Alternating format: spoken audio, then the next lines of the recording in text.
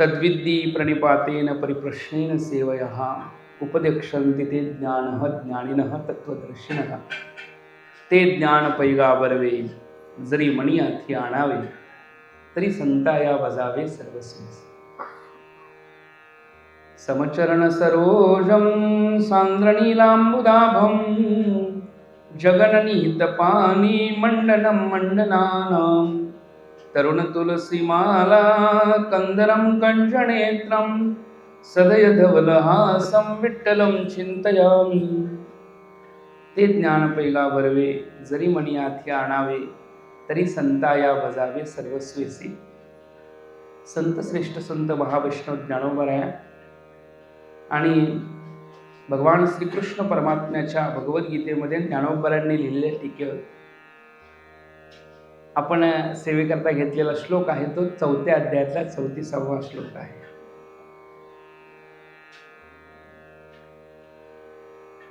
भगवान परमात्मा ज्ञानाचं चिंतन सांगतात. दुसरा अध्याय सांख्ययोग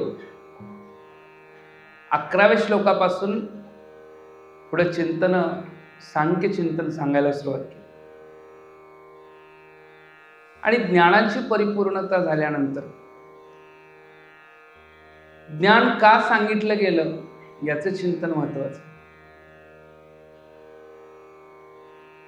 सगळ्यालाच माहिती आहे की अर्जुन पुढे उपस्थित झाला. अर्जुनाने देवाला सांगितलं की माझा रथ तिथं नेऊन उभा कर आणि जसा तिथं रथ नेऊन उभा केल्यावर काय झालं. दृष्ट्वेवम स्वजनम कृष्णम युत्सम समुपस्थित आपले लोक बघितले. स्वजनम ही कथमहत्वा सुखिन श्याम माधव आणि मग भ्रमतीवच मे मनः माझं मन भ्रमित झालं. शब्द महत्वाचा. गीतेची सुरुवात कशी आहे. अर्जुन विषाद योग माझं मन भ्रमित झाले. अर्जुनानं म्हणावं मग तरीही तत्वज्ञान सांगायचं का. अजून त्याचं काय बोलणं आहे ते ऐकून घ्यावं. देव ऐकतायत बरं का. अर्जुन सांगतोय देवाला स्वजनम ही कथमहत्वा सुखीन श्याममावा स्वतःच्याच लोकांना मारून कसं सुखी होता येईल. गुरुन हत्वा ही महान भावान श्रेयो भक्त भक्षम अपीह लोके नाही का. श्रेयो भोक्तुम भैक्षम अपीह लोके हत्वार्थ कामास्तु गुरुनियैव भुंजी भोगान रुधिर प्रदिग्धा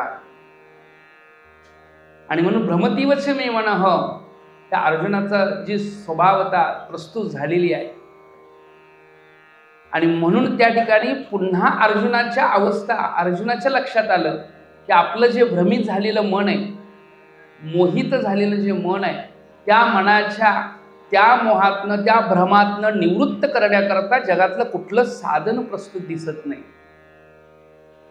मनुष्य प्रश्न केव्हा करतो जेव्हा उत्तर आपल्याकडेच असेल तर प्रश्न करू शकत नाही. त्यातले त्यात काय काय बिना म्हणजे उत्तर असतं आपल्याकडे तरीही प्रश्न करत असतील तर मग दुसऱ्याची परीक्षा बघतो. पुढल्याची परीक्षा बघतात.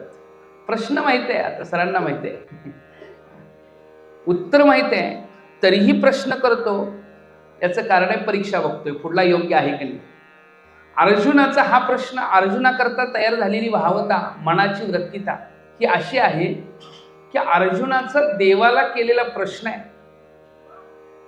की आता अर्जुनाला दिसायला लागलेला आहे आता कोणतंही साधन भ्रमनिवृत्तीचं नाही आहे. माझ्या मनाचा भ्रम निवृत्त करेल असं साधन मला कुठंच दिसत नाही. आणि मग बघा इहलोकीचं राज्य काय स्वर्ग जरी मिळाला तरी सुद्धा माझा हा भ्रम निवृत्त होऊ शकत. अशी पहिली भूमिका तयार असावी लागते तेव्हा शास्त्रचिंतन चालू. पहिलं अज्ञान असावं लागतं आणि अज्ञानाचं ज्ञान व्हावं लागतं. आपल्याला अज्ञानाचंच ज्ञान नसतं की मी अज्ञानी आहे या प्रकारचं लवकर आपल्याला ज्ञान होत. मग ज्ञानाची अपेक्षा कशी करेल माणूस. मला कळत नाही हा भाव पहिला आला की मग कळवून घेण्याकरताचा प्रयत्न चालू. जिज्ञासा तेव्हा होते महाराज जेव्हा अस्पष्ट म्हणजे संदिग्ध साध्य असतं आणि प्रयोजनयुक्त साध्य असतं तेव्हा जिज्ञासा होते. बरोबर ना. म्हणजे मला जे कळवून घ्यायचं आहे ते मला यथार्थ माहीत नाही स्पष्ट माहीत नाही म्हणजे संदिग्ध आहे. आणि पण ते मिळवायचं आहे, प्राप्त करायचं आहे, प्रयोजनयुक्त आहे, तेव्हा जिज्ञासा होते. बरोबर ना? दोरीवर सर्प प्रतीतीला आला, पण कळालं की बाबा यथार्थ दोरीचं ज्ञान नाही, पण दोरी आहे का नाही हे कळवून घ्यायचं. सर्प आहे का दोरी आहे कळवून घ्यायचं, मग जिज्ञासा होते, विचारण्याचा प्रश्न होतो. तसं अज्ञानाचं ज्ञान, म्हणून अर्जुनाला मोह जो झालेला आहे, पहिला अध्याय किती महत्वपूर्ण आहे, ती भूमिका आहे. त्या ठिकाणी सुरुवातीला अर्जुनाची ज्ञानप्राप्ती करताची पूर्व तयारी जाणून घ्यावी लागेल, तो ज्ञानप्राप्तीच्या योग्य आहे. कारण अर्जुन हा देवाला शरण येतो आणि देवाला म्हणतो शिष्यस्त्वेहम शादी मांत्वम प्रपन्नम, मी तुझा शिष्य आहे, मला काहीतरी ज्ञान दे, शिक्षा. शादी मांत्वम प्रपन्नम, शादी शब्द आहे, शादी, त्यातूनच शिक्षण शिक्षा असे शब्द तयार होतात. शादी मांत्वम प्रपन्नम, शिष्यपणाचा भाव अंतकरणामध्ये अर्जुनाची आहे, शरण आहे देवाला अर्जुन. ही पहिली भूमिका तयार झालेली आहे महाराज. आणि देवाकडं ज्ञानाची भूमिका. अर्जुनाला तत्वज्ञान देवाने का सांगितलं तर ह्या श्लोकामधनं आपल्याला कळून येईल की प्रणिपात, परिप्रश्न आणि सेवा, 3 शब्द. प्रणिपात म्हणजे शरणागतता, प्रश्न म्हणजे प्रश्न विचारणं, आणि तिसरी गोष्ट म्हणजे सेवा करणं. अर्जुन देवाला शरण आलाय, प्रणिपात. अर्जुन देवाला प्रश्न करतो, शादी मांत्वम प्रपन्नम, मला उद्धारायचं साधन सांग. कारण नाही प्रपश्यामि ममापनुद्यात यच्छोक मुशो क्षणमिंद्रियाणाम अवाप्य भूमा वसपत्न वृद्धम राज्यम सुराणाम अपिचारी. या लोकामधलं राज्य काय हो, स्वर्ग लोकाचं राज्य मिळालं तरी अर्जुन म्हणतायत की माझा शोक निवृत्त होऊ शकत नाहीये. मग तुम्ही सांगा, दृष्ट प्रत्यक्ष उपाय आहेत त्यांनी शोक निवृत्त होऊ शकत नाहीत, अदृष्ट स्वर्गादी उपाय आहेत त्यांनीही शोक निवृत्त होऊ शकत नाही. मग शेवटी राहतं काय तर ज्ञान, नाही का? उपाय कसे आहेत, दुःख निवृत्तीचे उपाय कसे आहेत बघा. प्रत्यक्ष उपाय असतात, आणि एक अनुश्रविक उपाय असतात, आणि तिसरा ज्ञ उपाय. 3 उपाय. दुःख निवृत्तीची प्रत्यक्ष उपाय आहे बघा, शारीरिक दुःख आहे, मानसिक दुःख आहे आणि आध्यात्मिक. त्याला म्हणतात कायिक, वाचिक आणि मानसिक, हे 3 रूपात आहेत. पण आध्यात्मिक, आदिबौद्धिक आणि आदिदैविक 3 रूपात आहेत दुःखाची. बरोबर ना? मग आध्यात्मिक दुःख, आदिभौतिक दुःख, आदिदैविक दुःख, तिन्ही दुःखांच्या निवृत्ती करता आम्ही प्रत्यक्ष उपाय करू, काय हरकत नाही. शारीरिक ताप झाला, ताप आला, खोकला आला, आम्ही डॉक्टरकडे जाऊ. आम्हाला कुठं बाकीचं जायची गरज, डॉक्टरकडे जाऊ, नाही का? प्रत्यक्ष उपाय केला. मनाच्या समाधानाकरता, आंतरिक दुःखाच्या निवृत्ती करता, मनाला व्यतित्त असेल तर आम्ही चांगल्या सुंदर अशा ठिकाणी जाऊ, जिथं महाबळेश्वर आहे म्हणा, निसर्ग सौंदर्य असणाऱ्या ठिकाणी आम्ही जाऊ, नाही का? आम्ही मानसिक दुःख नष्ट करू. कशाला ज्ञाचं ज्ञान करून घ्यायचं आणि अनुश्रविक उपायांची धारणता करावी असं जर तुम्ही म्हणत असाल तर ते होत नाही. तर प्रत्यक्ष उपाय जे आहेत, दृष्ट उपाय जे आहेत, ते तात्पुरतं दुःखाची निवृत्ती करण्यास समर्थ असतील, पण आत्यंतिक दुःखाची निवृत्ती करण्याला समर्थ नाही. आत्यंतिक दुःख तुमची निवृत्त करू शकत, तात्पुरतं दुःख निवृत्त होऊ शकत. असं कुठलं इंजेक्शन बनलंय का की एकदा इंजेक्शन घेतल्यावर आयुष्यभर इंजेक्शन घ्यायची गरजच? असं कुठलं इंजेक्शन आहे का? असं कुठला औषध आहे का की आपल्याला पुन्हा कधीच त्रास आयुष्यभर होणार नाही अशा प्रकारे? असेल एखाद्या आजारावर, एखाद्या ह्याच्यावर, पण परिपूर्ण असेलच. अन्य कुठला आजार आपल्याला होणारच नाही, अन्य कुठलं दुःख, आजार म्हणजे ताप येणार नाही, खोकला येणार नाही, असं कधी होणार नाही. असं होईल का? म्हणजे आत्यंतिक दुःखाची निवृत्ती होऊ शकत नाहीये दृष्ट उपायाद्वारा, त्याला प्रत्यक्ष उपाय म्हणतात. मग दुसरा उपाय आहे अनुश्रविक, म्हणजे स्वर्गाधिकाचा मार्ग. त्याच्याद्वारा आपण यज्ञादी क्रिया करू, देवतांना प्रसन्न करू, देव प्रसन्न झाल्यानंतर मग आम्हाला ते दुःखातनं निवृत्त करतील. स्वतः देवांना सुद्धा 3 प्रकारचे दुःख असतात, नाही का? देवांना सुद्धा दैत्यांपासून दुःख आहेच की, हल्ला झालाच त्यांच्यावर तर दुःख आहे की नाही देवांना सुद्धा. म्हणजे अनुश्रविक दुःख सुद्धा आत्यंतिक दुःख निवृत्तीची साधनता नाही. कारण स्वर्ग जरी मिळाला तरी तिथं सुद्धा क्षय नावाचं दुःख आहे. म्हणजे आता पुण्य आहे तोपर्यंत राहता येतं, पुण्य संपल्यावर माऊली म्हणतात मग त्या पुण्याची पावटी सरे, सवेची इंद्रपणाची उटी उतरे आणि येऊ लागती माघारे मृत्यू.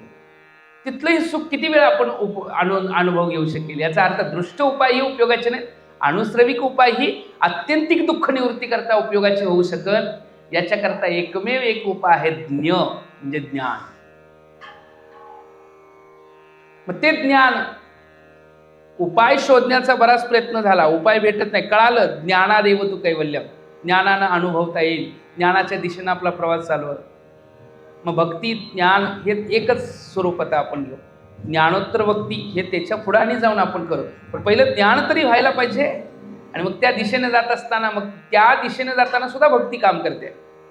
भक्ती त्या अवस्थेमध्ये पण आहे की ज्ञान मिळवून द्यावं, आणि त्याला साधन भक्ती म्हणत. पण ज्ञानोत्तर भक्ती म्हणजे ज्ञान मिळाल्यानंतरची भक्ती. बरं, आता क्रम लक्षात घ्या की ज्ञान मिळवावं असं वाटलं म्हणजे जिज्ञासा झाली. कारण शास्त्रकार सांगतात कर्मफळ अनित्य आहे, नाही का? कर्मफळाला अनित्यता आहे, म्हणून जिज्ञासा होते. आता तो ब्रह्म जिज्ञासा, मी जाणावं माझं स्वरूप काय, यथार्थ स्वरूप काय, म्हणून विचार करावा. सदा विचारे तस्मा जीव ब्रह्म परात्मन. जीव काय, ब्रह्म काय, परात्मा काय. माऊली म्हणतात मी कोण हा करावा विचार. नेमका मी कोण आहे विचार करावा. माझं काय आहे विचार भरपूर होतो, नाही का? माझं काय आहे, माझं किती आहे विचार भरपूर होतो, पण मी कोण याचा विचार करावा. मी कोण हा करावा विचार. म्हणे ज्ञानेश्वर निवृत्तीचा, मी कोण हा करावा विचार. मी कोण आहे नेमका, मी अमुक अमुक उपाधीने युक्त अमुक अमुक असा जर आपण विचार करत असेल तर मीची सिद्धता होईल का, त्याचा शोध घेण्याकरता मग चालू होईल आपलं स्वरूप ओळखण्याचं. आपल्या स्वरूपाच्या दिशेनं आपला प्रवास चालू होईल. मग त्याच्याकरता साधना आहे. मग गुरुकडे जावं लागेल ना, गुरुकडे जावं लागेल. गुरुकडे असं तसं नाही, मल आणि विक्षेप निवृत्त करून. आपल्या चित्तवृत्तीमध्ये 3 दोष आहेत, एक मल दोष, दुसरा विक्षेप दोष. अर्जुन काय म्हणला, भ्रमतीवच मे म्हणा, म्हणजे विक्षेप आहे, चंचल झालंय, मन चंचल आहे. अर्जुन म्हणतायत 6व्या अध्यायामध्ये पण अर्जुन तेच म्हणतायत, मन चंचल आहे. मग विक्षेप दोष आणि मल नावाचा दोष आहे, निश्चित कर्म करण्याकडली प्रवृत्ती तशी अर्जुनाची नसली. अर्जुन तर सकाम प्रवृत्तीमध्ये दिसायला लागला. सकाम प्रवृत्ती काय की आपल्याच लोकांना आपण मारलं तर आपल्याला ही लोक आणि परलोक ही मिळणार नाही, अर्जुनांचं म्हणणं. मग सकाम प्रवृत्ती, सकाम म्हणजे विषयी, विषयी म्हणजे शास्त्राप्रमाणे आचरण करतात पण अभिलाषा धरून. मला मिळावं, स्वर्ग मिळावा, पण शास्त्र सांगितलेल्या पद्धतीने. बरं का, या पद्धतीचे अर्जुन आहेत. पण अर्जुन अजून जिज्ञासू व्हावेत, आणि मग या अशा प्रकारच्या रूपानं त्यांच्या लक्षात आलं की इहलोक आणि परलोकातलं सुख जरी मला मिळालं तर माझा भ्रम निवृत्त होणार नाही. त्यावेळी त्यांच्या लक्षात आलं की इथं ज्ञानच काम करेल. म्हणून देवाला प्रश्न आहे, शादी मानतो प्रपण, मला तुम्ही ज्ञान द्या. हा प्रश्न म्हणजे विचार नाही, विचारणा, शुभेच्छा, विचारणा, तनु मानसा, नाही का? अशा क्रम आहे. शुभेच्छा आहे, पहिली शुभ इच्छा निर्माण झाली, तयार झाली, आणि तिथपर्यंत जाण्याचा मार्ग. मग कसं असतं की ते ज्ञान केव्हा देतात याच्या बाबतीतला हा श्लोक.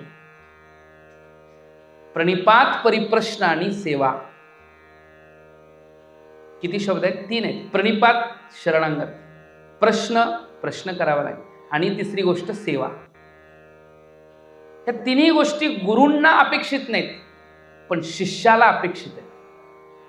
कारण गुरूंना, गुरु म्हणत नाहीत की तुम्ही सेवा केली तरच ज्ञान देणार, असं म्हणतात का गुरु? नाही, गुरुकडे गेलो आणि म्हणले सेवा करा तरच ज्ञान मिळणार, असं कोण म्हणतं का? पण ते सेवा का करावी? कारण ती सेवा शिष्याच्या तयारी करता सेवा करावी, म्हणजे अधिकार संपन्न. बरं कसं, म्हणजे अधिकारी होण्याकरता सेवा आहे. काय होण्याकरता आहे? अधिकारी. आपण अधिकारी बनलो त्याच्याकरता सेवा आहे. सेवेने काय होतं? तुका म्हणे, काय म्हणले तेव्हा, संत सेवा हेची देवा उत्तम. तुका म्हणे संत सेवा हेची देवा उत्तम.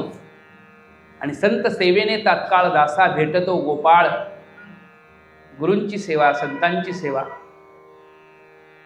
सेवा करावी. बरं का, सेवा शब्द सामान्य अजिबातच नाही.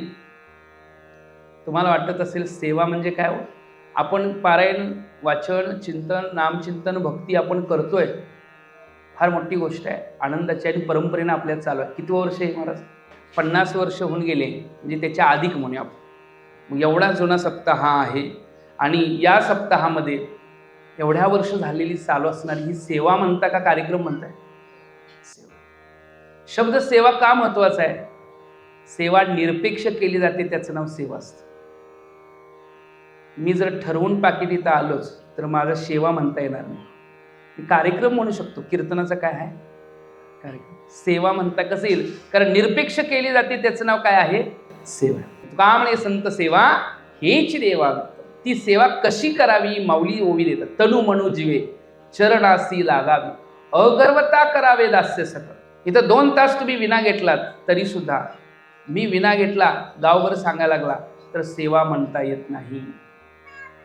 कारण ही सेवा मी जी केली ना, मी 2 तास विना घेतला हे सांगितलं तरी सेवा होत नाही तिचं नाव. कारण सांगितलं हेच त्याचं फळ मिळालं. लोकांना कळालं 2 तास तुम्ही सेवा घेतला हेच त्याचं फळ आहे, नाही का? म्हणून चांगलं पुण्यकर्म केलेलं सांगू नये. मग सांगावं, पण आदर्शाकरता सांगावं. लोकांनी तसं करावं म्हणून सांगावं, काय हरकत नाही. मी 2 तास विना घेतला, कुणाला सांगावं?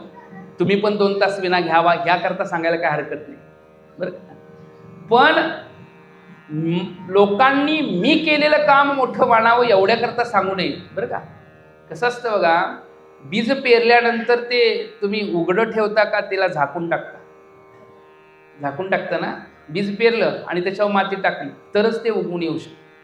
आणि ते जर उघडं पाडलं तर काय होतं? उगवून येऊ शकतं. तसं पुण्य हे झाकल्यानंतर त्याचं फल प्राप्त होतं. त्याला म्हणतात कर्मफळ ईश्वरी अर्पे, तत्प्रसादे बोधोद्दीपे, ते तर रज्जु ज्ञान लोपे वेळशंत. कर्मफळ ईश्वराला अर्पण करून टाका. मग देव देतो आपल्याला. काय? कर्माचं फळ मिळणारच नाही असं नाही, कर्मफळ मिळतं. पण त्याची अभिलाषा नाही धरली तर कर्म अधिक उत्कृष्ट होतं.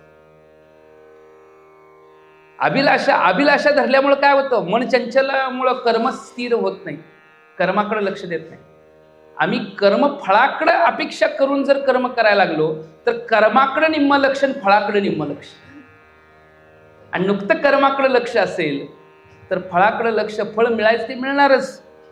जे मिळणार आहे अभिलाषा करून त्याच्यापेक्षा जास्त मिळू शकतं.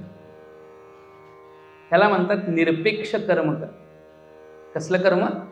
निरपेक्ष. मल आणि विक्षेप 2 रूपात आहेत.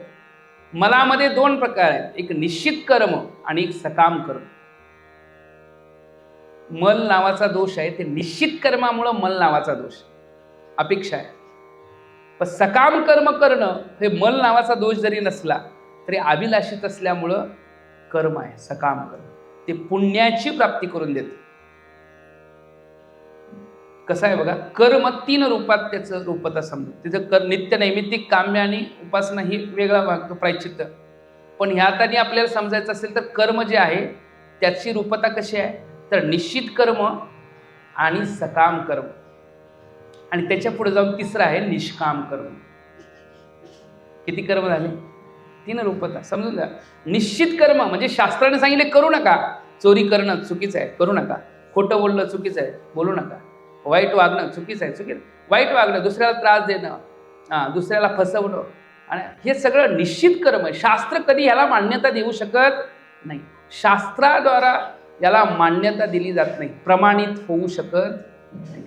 शास्त्रानं प्रमाणित नसणार. शास्त्र करूच नका म्हणतं, निश्चित कर्म. त्याला निश्चित कर्म म्हणतात. त्यामुळं तयार होतं ते पाप आहे.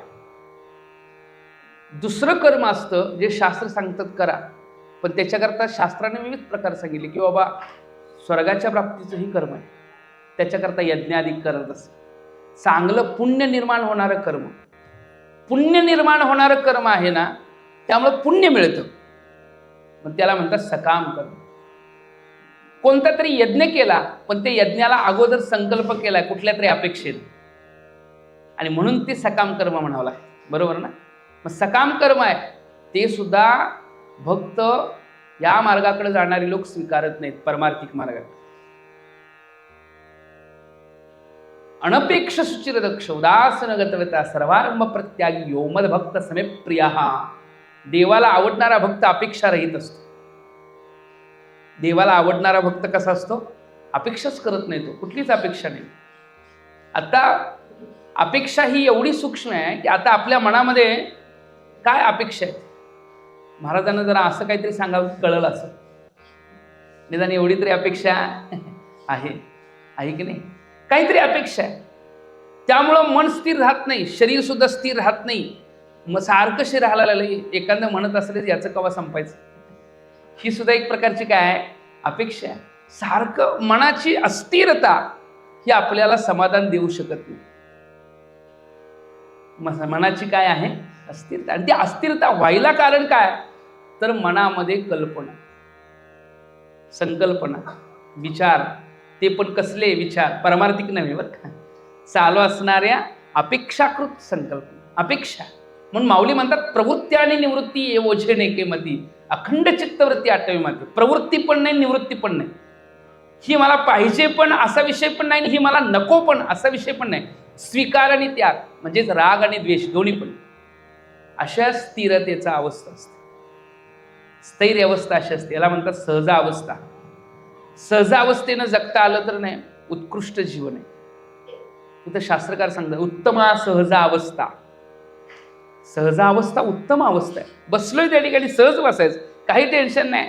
कुठला म्हणजे टेन्शन तर असावं पण विचार असावं, पण टेन्शन नसावं.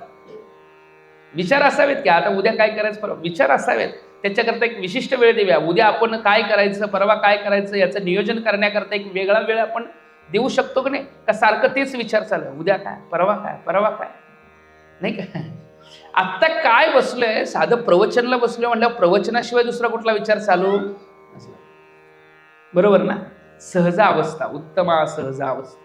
प्रवृत्ती आणि म्हणून निरपेक्षपणाचा भाव, जिथं सकामता नाही, जिथं निश्चित कर्म नाहीच पण सकाम कर्म नाही. कारण निश्चित कर्मामुळं पाप होतं, सकाम कर्मामुळं पुण्य होतं. आणि पुण्य आणि पाप दोन्हीची इच्छा भक्त करत नाही. तुकोबऱ्यांचं बरोबर आहे. तुका म्हणे आम्ही झालो अग्निरूप लागून येदी पाप पुण्य अंगा. मग तू म्हणाल पाप लागू नये कळालं, पण पुण्य पण मिळू नये हे का म्हणताय, नाही का. पाप लागू नये हे कळालं, पण पुण्य पण मिळ. अहो पुण्यानं मिळून काय मिळेल.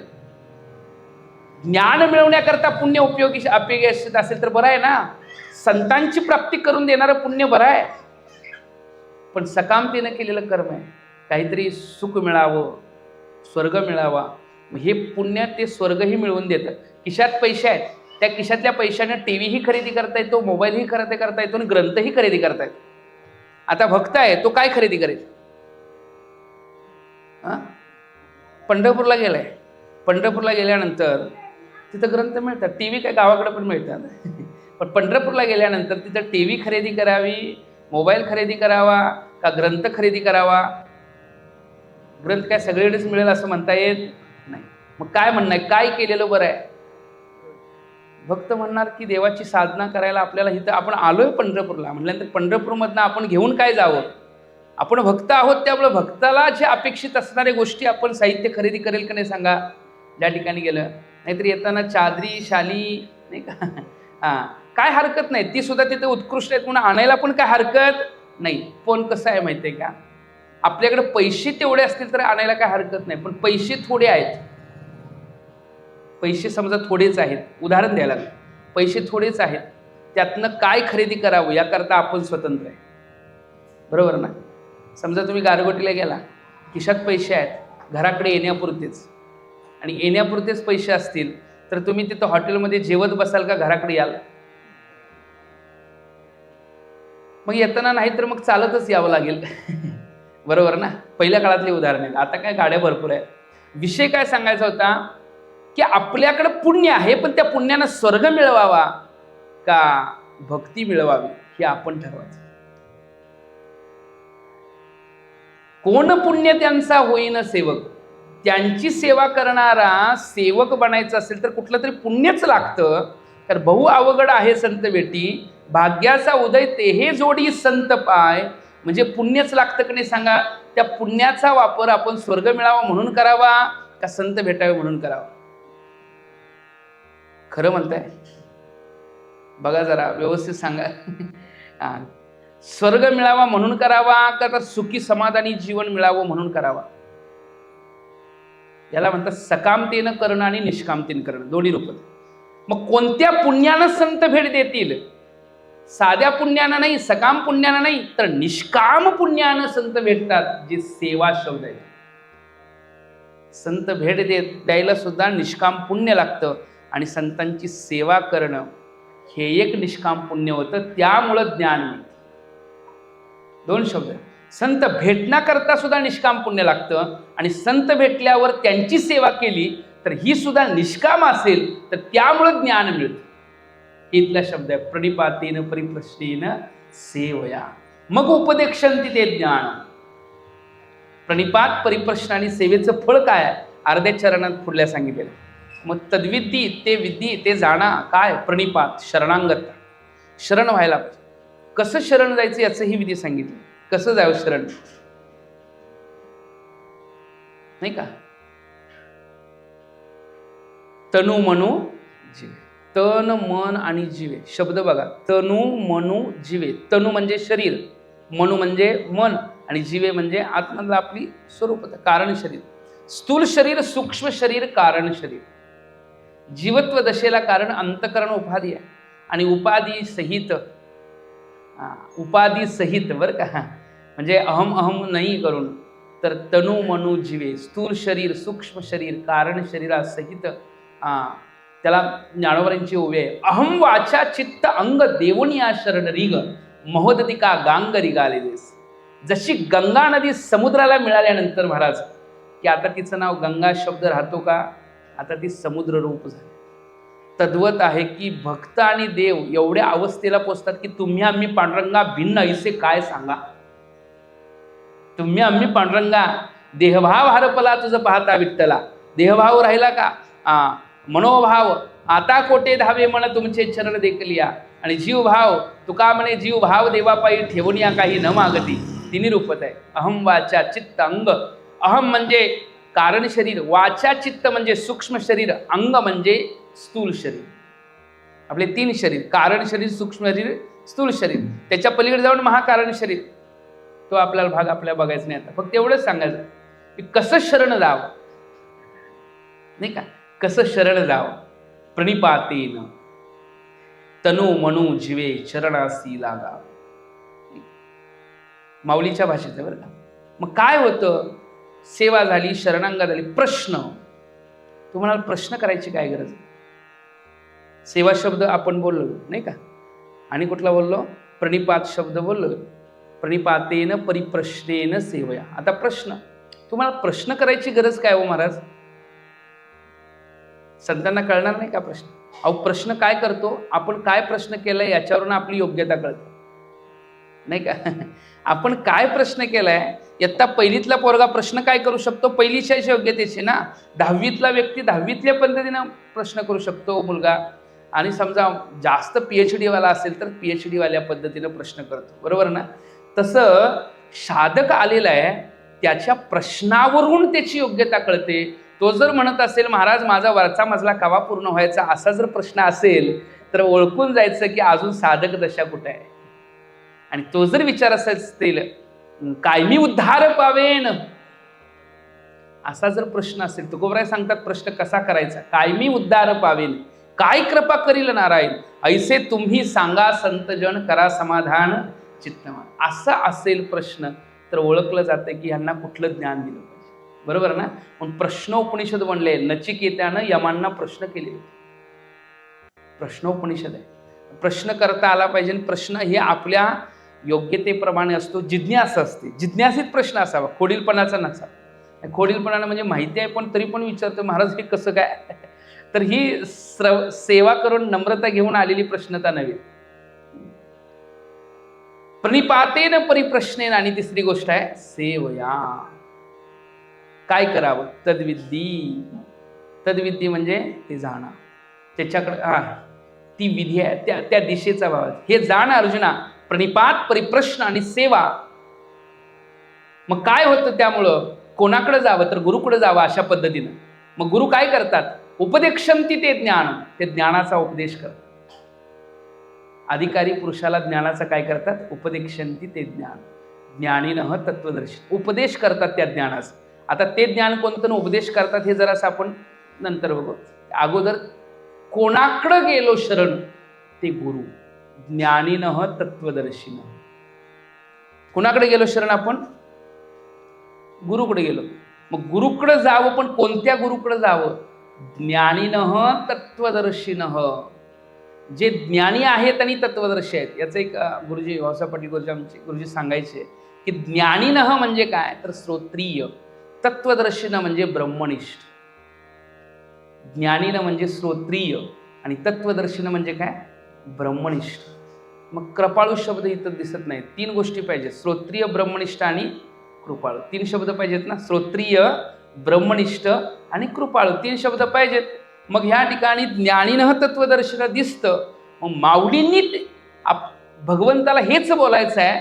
माऊलींनी खाली ओळीमध्ये शब्द दिलाय, तरी संताया बजावे सर्वस्वी. आता संत शब्द आला की कृपाळू शब्द आलाच नाही का. ते ज्ञान पैगा बरवे जरी मनी आधी आणावे तरी संताया भजावे. म्हणजे वर काय ज्ञानीनः तत्वदर्शीनं. ज्ञानी शब्द दिसतोय, तत्वदर्शी शब्द दिसतोय. ज्ञानी म्हणजे श्रोत्रिय, तत्वदर्शी म्हणजे ब्रह्मनिष्ठ आणि तिसरा शब्द कृपाळू आहे, तो माऊली खाली लिहितात, संताया भजावे सर्वस्वी नाही का. कारण गीताकारांनी थोडक्यात सांगतात पण त्यातला भाव माऊली व्यक्त करतात. थोडक्यात का सांगायचं आहे, कारण युद्धाचा प्रसंग आहे, 700 श्लोकात तत्वार्थ बोलायचा आहे म्हणून विस्तार माऊली करतात खाली.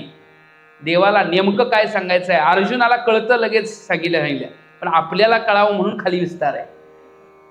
आपल्याला कळावं म्हणून काय आहे खाली विस्तार. ते ज्ञान पैगा बरवे. आता शब्द किती झाले बघा, गुरु करता शब्द किती झाले, श्रोत्रिय, ब्रह्मनिष्ठ आणि कृपाळू.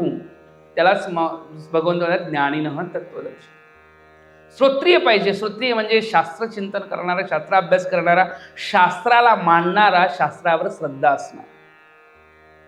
त्यातला कुठलाही विषय घ्या, शास्त्राला मानणारा, शास्त्रावर श्रद्धा असणारा. मग किती शास्त्र आहेत, अनेक शास्त्र आहेत. वेदशास्त्र त्याला आपण घेऊ, मग ज्योतिषशास्त्र आहे, आयुर्वेद शास्त्र आहे नाही का, आणि कुठलं आहे व्याकरण शास्त्र आहे, बरेच शास्त्र आहेत. शिक्षा, कल्प, व्याकरण, ज्योतिष, छंद, निरुक्त षडांग आहेत वेदाची. त्याच्यानंतर मनवादी अष्टादश स्मृती आहेत, रामायणादी बालकांडादी रामायण आहे नाही का. अनेक शास्त्र चिंतन आहे. 6 शास्त्र, 18 पुराण हे शास्त्र आहेत. आणि वेदश्रुती माता आहे, 4 वेद आहेत, ऋग्वेद, यजुर्वेद, सामवेद. त्याचे उपवेद 4 आहेत, धनुर्वेद, आयुर्वेद, गांधर्वेद, अर्थशास्त्र नाही का. विस्तार सांगल तेवढा थोडा आहे शास्त्रांचा. श्रुतींनी प्रमाणित असणारं चिंतन पाहिजे. मग संतांचं वाक्य काय आहे, वेद मार्गे मुनी गेले त्याची मार्गेच. कुठल्या मार्गाने आपण निघालो महाराज, तर शास्त्राच्या मार्गाने. भाष्यकारांते वाट पुसत, भाष्यकारांते वाट पुसत. म्हणून श्रुतीयुक्त असावा, श्रोत्रिय असावा, शास्त्रावर श्रद्धा असणारा असावा, ब्रह्मनिष्ठ. श्रोत्रिय म्हणजे शास्त्र श्रवण केलेला, गुरु परंपरेनं, परंपरा काहीतरी पाहिजे म्हणजे श्रोत्रिय पाहिजे, गुरु परंपरेनं शास्त्राचं श्रवण केलं. ब्रह्मनिष्ठ पाहिजे. ब्रह्मनिष्ठ म्हणजे जे अनुभव आला पाहिजे, सगळ्यात महत्वाचं ब्रह्मानुभव ज्याला आलेला आहे. खरंच आपल्याला अनुभव असेल तर आपण जगाला सांगू शकतो, अनुभवच आला नसेल तर काय सांगू शकतो. आम्हाला अनुभव आलेला नाही आहे तरीही आम्ही सांगायला गेलो तर लोकांना लवकर पटत पण नाही आणि कळत पण नाही. मग नाही का, मग काय कोणी कोणाला अनुभव करा, बोलावं. अनुभव आली अंगात ते या जगात येत असे. तुकोबरायांचं प्रमाण अनुभवाला आलं म्हणून जगाला वाटायला.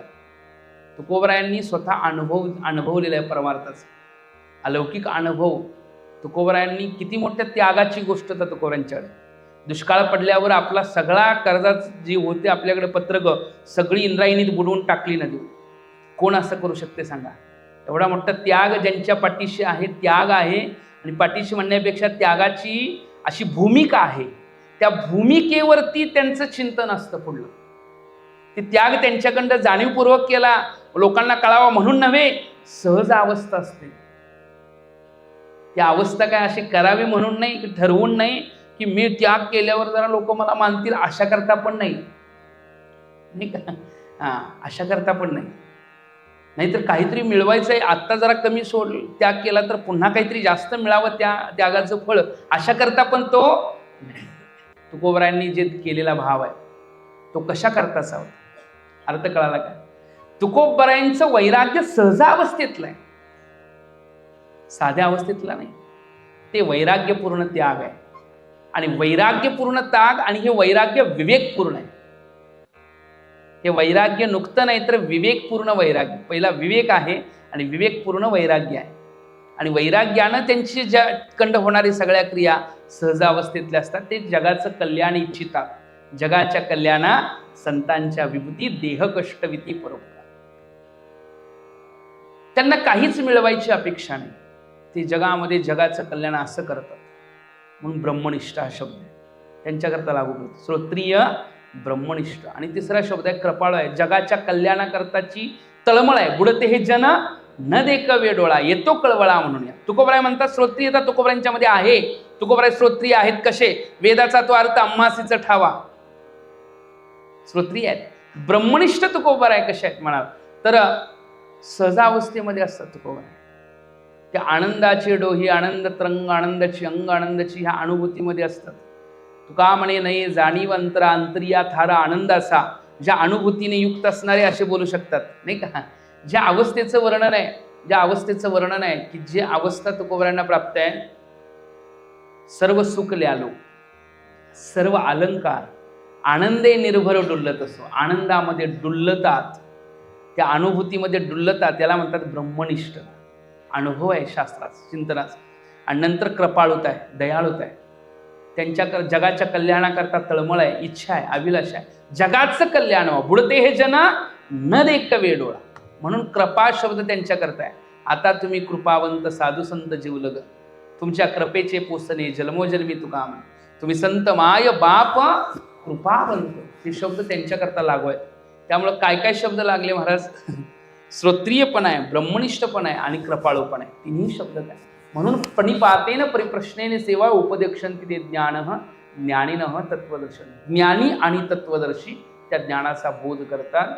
कोणत्या ज्ञानाचा बोध करतात? त्या ज्ञानाचा. आता त्या ज्ञानाचं महत्व जाणताना उपदेक्षन्ति ते ज्ञान, उपदेश करतात. ते का उपदेश करतात?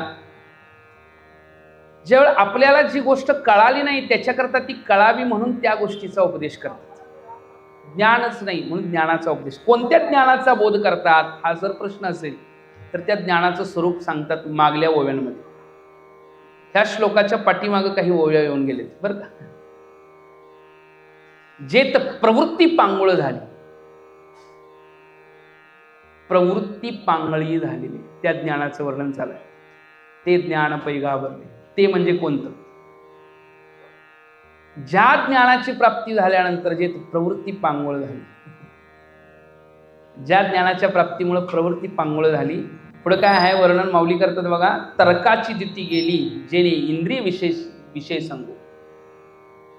प्रवृत्ती पांगुळ झाली, तर्काची दिती गेली आणि जेणे इंद्रिय विसरली विषय संगो. प्रवृत्ती प्रवृत्तपणा करेना. कारण प्रवृत्ती शब्द आहे अपेक्षाकृत. प्रकृष्ट येणं प्रवृत्तता. एक आहे कीर्तनाकडे यावंसं वाटतं, ही प्रवृत्ती आहे. कीर्तनाकडे यावं वाटतं, प्रवृत्ती आहे की नाही सांगा. पण ही निवृत्तीपरक प्रवृत्ती आहे. कारण कीर्तन ऐकल्यानंतर अनुभूती येईल, ज्ञान येईल, भक्ती येईल, नामचिंतन आहे. पण प्रपंचामध्ये आपण कर्म करतो, व्यवहारामध्ये कष्ट करतो, काम, ही आपली प्रवृत्ती कसली आहे? काहीतरी फळ मिळावं अपेक्षा आहे नाही का.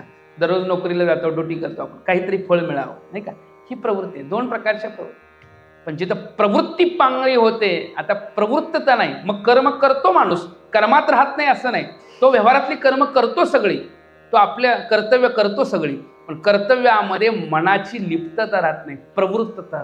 प्रवृत्ती पांगळ झाली. पांगळी झाली म्हणजे कशाकरता म्हणावं लागेल? प्रवृत्ती ही चलायमानतेचं लक्षण दाखवते. मग चलायमानता ही पायानं होते. मग पायानं पांगळा हा शब्द येतो. पांगुळ झाली म्हणजे काय झालं? आता पांगुळ झाली म्हणजे पायानं जर पांगुळपणा झाला तर चालेल का? ती नाही चालणार. म्हणून प्रवृत्ती पांगुळी झाली. ज्या ज्ञानामुळं तर्काची दिती येईल. आता तर्कही तिथं काम करत नाही. आपल्याला सारखं तर्क करावं लागतो. खरंच आहे की नाही, खरंच काय आहे की नाही, काय चिंतनता आहे, खरंच संत सांगता येते का नाही, तथ्य आहे की नाही, युक्ती लावण्याचा आपण प्रयत्न करतो. पण हे तर्क जिथं संपले जातात, तर्काची जिती गेली. कारण अनुभवाच्या ठिकाणी तर्क काम करत नाही. नायम आत्मा तर्केन लभ्यो, नायम आत्मा प्रवचनेन लभ्यो. प्रवचनानं प्राप्त होतो तो. पण प्रवचन म्हणजे लौकिकातलं प्रवचन नाही, ते अलौकिकातलं प्रवचन त्याची प्राप्ती करून देतं. पण ते शब्दही त्याच्या प्राप्तीला अलौकिक शब्द अत्यंत सूक्ष्म बुद्धीद्वारा तो प्रकाशित होतो.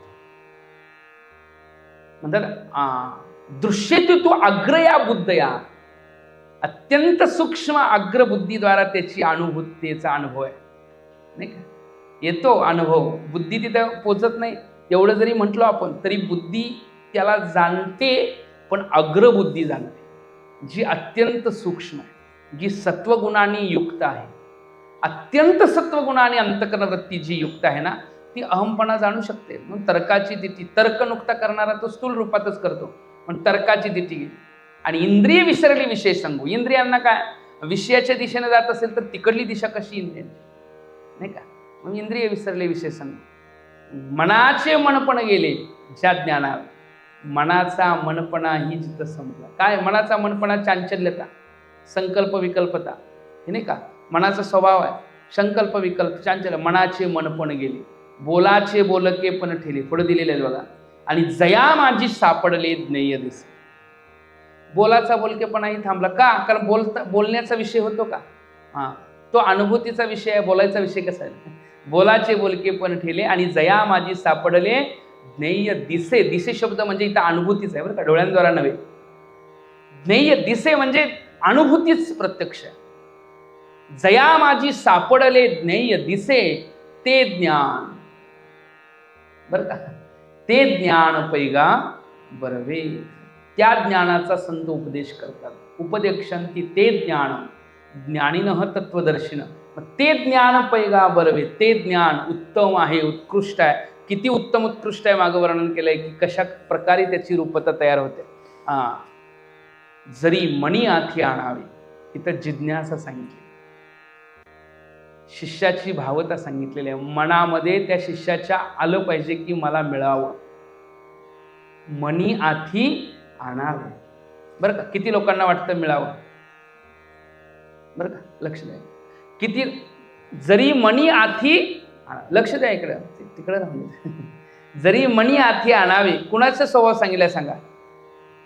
मनात आणावं. तुमच्या मनात आलं की नाही? कीर्तन भजन करावं, नामचिंतन करावं, भक्ती करावी. कुणाच्या मनात आलं? आपल्या मनात आलं, त्याशिवाय आपण इथं आलो का? मनात आलं तर इथं काय की जबरदस्ती नाही. तुम्ही ज्ञान घ्या, ग्रहण करा. अहो ज्याला मुक्त व्हायचं आहे त्याने हे करावं, बरोबर आहे ना? ज्याला परमार्थिक चिंतन करायचं त्याने ते करावं. मार्ग आहेत ना. तुम्हाला विचारलं कोणी तर तुम्ही सांगू शकताय हिकडं तुम्हाला हा मार्ग कुठं गारगोटीकडे जातो का? तुम्ही सांगू शकताय गारगोटीकडे इकडं हा मार्ग जातो, इकडं पाडगावला जायचं असलं हा मार्ग जातो, बरोबर आहे की नाही? असं तुम्ही कुणाला सांगाल का? रस्त्यावर बसून सांगाल बघा इकडं हा मार्ग जातो, तिकडं त्या, कोणीतरी विचारलं तर सांगाल ना. मार्ग विचारण्याची मनामध्ये इच्छा पाहिजे त्याच्या. नाहीतर पुन्हा पुढं उपदेश करत बसला. अंधा पुढे दीप खरासी चंदन, सर्पा दुग्धपान करू नये. आंधळ्याला दिवा दाखवत बसलो, खराला चंदनाचा काय उपयोग आहे? आणि सर्पा दुग्धपान करून काय उपयोग आहे? नाही ना महाराज. म्हणून म्हणले क्रोधी अविश्वासी त्यासी बोध कैसा, व्यर्थ आपली वाचा शेनू. त्याच्याकरता मनात आलं पाहिजे मिळावं. तीव्र जिज्ञासा, नुकती जिज्ञासा, तीव्र इच्छा पाहिजे परमार्थाची, मला कळवून घ्यायचं. मग त्यांना जो आनंद होतो ना तो अलौकिक असतो, चेहऱ्यावर दिसतो बरं. तो आनंद चेहऱ्यावरती दिसतो अलौकिक. गुरूंना कळतं की हे शिष्य त्या इच्छेनं आलेले आहेत.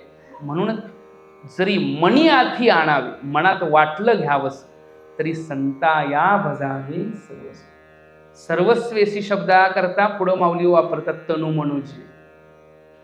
सर्वस्वेसी म्हणजे संता या भजावे. भजन कसं पाहिजे, संतांची सेवा कशी पाहिजे. भज शब्द सेवा धातूपासून बनतो, भज सेवायाम धातूपासून त प्रत्यय लावला तर भक्त शब्द आणि सेवा अर्थामध्ये. म्हणून संता या भजावे सर्वस्वेस. कुंडली गवरधार विठ्ठल श्री ज्ञानदेव.